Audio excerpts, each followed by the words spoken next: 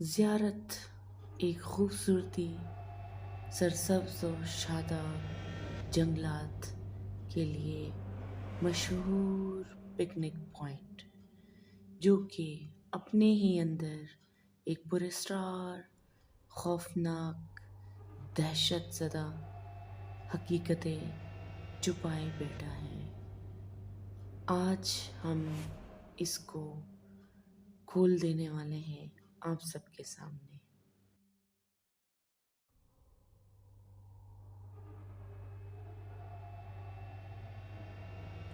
अस्सलाम वालेकुम dear friends, I hope कि आप सब खैरियत से होंगे, जहाँ कहीं भी होंगे खुश होंगे। डियर, मैं आप सबको आज अपने एक प्यारे दोस्त का वाक़या सुनाने वाली हूँ, जो कि बलूचिस्तान के एक प्यारे से टाउन का है जिसका नाम ज़ियारत है, जो अपनी खूबसूरती के लिए पहचाना जाता है। और ये एक घने खूबसूरत जंगलात और बागात से ढका हुआ एक प्यारी सी छोटी सी वादी है, वैली जिसे कहा जाता है। हर साल लोग यहाँ पर पिकनिक मनाने या कैंपिंग करने चले जाते हैं। इसी तरह मेरे इस दोस्त ने भी सोचा कि हम 6 दोस्त रवाना होते हैं पिकनिक मनाने। दिन के टाइम सुबह सवेरे वो सब रवाना हुए अपनी गाड़ी को तैयार करके। कैंप की जितनी भी चीज़ें, अशियाए खुर्दनोश जो भी था, उनका टेंट साथ में लेके और बैठने के लिए 2 फोल्डेबल चेयर्स वगैरह, सब कुछ जो कुछ भी लाज़मी होता है एक कैंपिंग के लिए, वो सब तैयार करके रवाना हुए। हुआ यूँ, जैसे वो लोग वहाँ पहुँचे ज़ियारत की वैली तक, थोड़ी सी दोपहर हो चुकी थी और उन्होंने सोचा कि चलकर कहीं रेस्ट कर लिया जाए। ज़ियारत के गेट पे एंटर होते ही उन्हें ज़ियारत की वो हसीन वादियों की खुशबू, दरख्तों की पत्तों की एक खूबसूरत सी दिल को लुभा जाने वाली खूबसूरती उनकी नज़रों को बहुत ही एक खूबसूरत मंज़र दिखा रही थी, जो कि हर इंसान को अपनी तरफ अट्रैक्ट कर रही थी, जिसकी वजह से इनकी खुशी का तो तकाज़ा ही कुछ और था। सब खैरियत से खुशी से चल पड़े कि जी, पहाड़ी के एक कोने पे दरख्त के साए में अपना खाने पीने का सामान लेके और एक टेंट लगा के बैठते हैं ताकि थकावट दूर की जाए।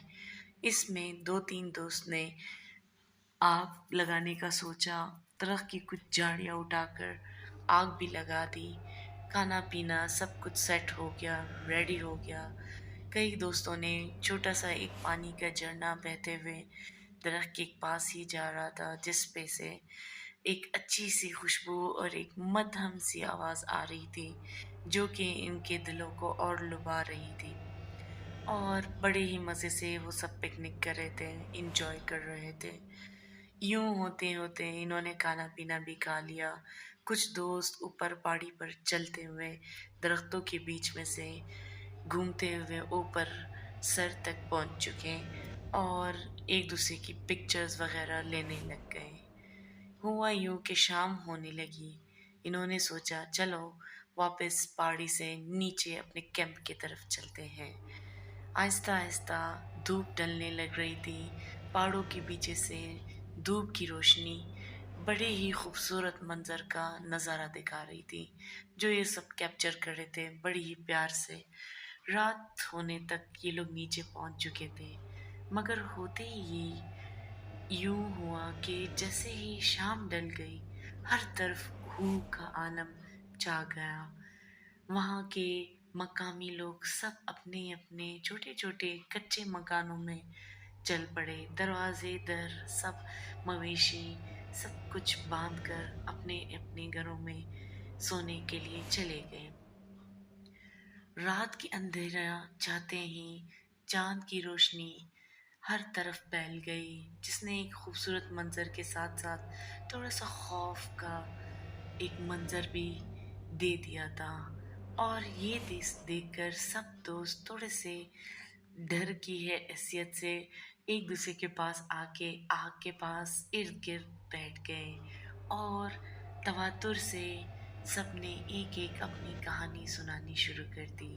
سب دوست اس بات پر متفق ہو گئے کہ چلو آج ہم ہارر کہانیاں سناتے ہیں جس سے بہت مزہ آئے گا، کیونکہ ماحول بھی ایسے ہی ہے، کچھ رات کا اندھیرا ہے، ہر طرف اوک عالم ہے، تھوڑی تھوڑی سی دوری پر پرندوں یا کسی چیز کی آواز آتی اور سرسراہٹ سی ہوتی پہاڑوں اور درختوں کے بیچ میں سے۔ انہوں نے سوچا کہ کہانیاں سٹارٹ کرتے ہیں۔ ہوتے ہوتے ہر ایک نے اپنی اپنی ایک داستان سنا دی، کسی نے اپنی گھٹی کہانیاں سنا دی، کسی نے کسی اور کے ساتھ ہوئی کہانیاں سنا دی۔ سب اپنے اپنے بستر کو سونے کے لیے تیار ہو گئے۔ بون فائر جو کیا تھا انہوں نے، وہ آگ یوں ہی جلتا چھوڑ گئے اور اپنے بستروں میں، اپنے ٹینٹوں میں، 2 سے 3 ٹینٹ تھے ان کے پاس، 2 4 دوست ایک ٹینٹ میں چلے گئے سونے کے لیے، دوست الگ چلے گئے ٹینٹ میں۔ رات کو 2:30 3 بجے کے وقت کسی کو بھی صحیح سے نیند نہیں آ رہی تھی، وہ سب کروٹ پہ کروٹ بدل رہے تھے۔ یہ چیز انہیں تھوڑا سا پریشان بھی کر رہی تھی۔ ایک دوسرے سے آپس میں پوچھتے کہ کیا دوست تمہیں نیند آ رہی ہے؟ تو وہ کہتا نہیں، کوئی چیز ہے جو مجھے تھوڑا پریشان کیے ہوئے ہے، یا تو یہ رات کی اندھیرا، یا تو یہ خاموشی مجھے عجیب سا ایک ڈر کا سا سامان دے رہا ہے مجھے، جس کی وجہ سے مجھے نیند صحیح سے نہیں آ رہی۔ اسی طرح سیم دوسرے فرینڈس جو دوسرے ٹینٹ میں سو رہے تھے، وہ بھی ایک دوسرے سے پوچھ رہے تھے کہ کیا تمہیں نیند آ رہی ہے؟ تو وہ یہی کہتا کہ نہیں، مجھے بھی کچھ خوف سا آ رہا ہے، کہیں تو دور سے یوں لگتا جیسے کہ کوئی بھاری سی قدموں سے چلتا ہوا کہیں ایک کونے سے دوسری طرف جاتا ہے، آواز آتی ہے اس کے چلنے کی، جو کہ بہت ہی بھاری سی چیز ہے۔ اب ان کا یہ خیال تھا کہ ہو سکتا ہے کوئی جانور ہو، کسی بڑے سے جانور کے پاؤں کے چلنے کی آوازیں ہیں، مگر انہیں یہ نہیں پتا تھا کہ ان قریب یہی آوازیں آہستہ آہستہ پہاڑیوں سے ہوتے ہوئے خاموشیوں کو چیرتے ہوئے ان کی طرف آ رہی تھی۔ جہاں پہ ان کے ٹینٹ لگے ہوئے تھے، بیچ میں انہوں نے آگ لگائی ہوئی تھی، وہ آہستہ آہستہ بجھنے کو آ گئی تھی۔ اب ہوا یوں کہ یہ تینوں ٹینٹ والے دوست ایک دوسرے کو آواز لگا کے کہتے ہیں کہ کیا تم نے سنا؟ یہ بھاری سے قدموں کا کوئی جانور ہے یا کوئی اور بلا جو نیچے کی طرف آ رہی ہے؟ تو دوسرا ٹینٹ والا بولتا ہاں، میں نے بھی سنا، یہ تو کوئی بھاری سی چیز ہے جو آہستہ آہستہ ہماری طرف چلتا ہوا آ رہا ہے۔ چلو دوستو، سب نے یہی کیا کہ بلند آواز سے دعائیں، درود، کلمات یا کل شریف پڑھتے ہیں۔ سب نے دلوں میں تھوڑی سی اونچی آواز میں پڑھنا شروع کر دیا، مگر ہوا یوں سڈنلی خاموشی سی چھا گئی فضا میں۔ اب سب چپ کر کے لیٹے رہے اپنے اپنے بستروں میں۔ اچانک ایک طرف سے ٹینٹ کے جس کونے پہ ان کا ایک ساتھی سویا ہوا تھا، اسے عجیب سا فیل ہونے لگا۔ اس نے کہا مجھے ڈر لگ رہا ہے، مجھے ڈر لگ رہا ہے، یہاں پہ کچھ ہے، میرے کونے پہ کچھ ہے۔ ہوا یوں کہ ان کے ٹینٹ کو اچانک سے کسی نے زوردار جھٹکے دینا شروع کر دیا، جیسے کہ کوئی بہت ہی بڑی چیز ہے پہاڑ کے مافک، اور وہ ان کے ٹینٹ کو زور زور سے ہلانے لگ گیا۔ سب ڈر پڑے اور اچانک سے انہوں نے دعائیں، کلمے زور سے اونچی آوازوں میں پڑھنا شروع کر دیا۔ دوسرے ٹینٹ والے حیران پریشان کہ ہمارے دوستوں کو ہوا کیا، انہوں نے وہاں سے ڈر کے مارے آواز تک نہ دے سکے اپنے دوستوں کو کہ آخر ہو کیا رہا ہے۔ تھوڑی ہی دیر کے بعد پھر سے خاموشی چھا گئی۔ کرتے کرتے آہستہ سے یہ دوست اٹھے جو اس ٹینٹ میں سوئے تھے، جن کے ٹینٹ کو اس بھاری بھرکم بلا نے ہلا دیا تھا، جو ڈرے ہوئے تھے، خوف کے مارے ان کی جان نکل رہی ہوئی تھی۔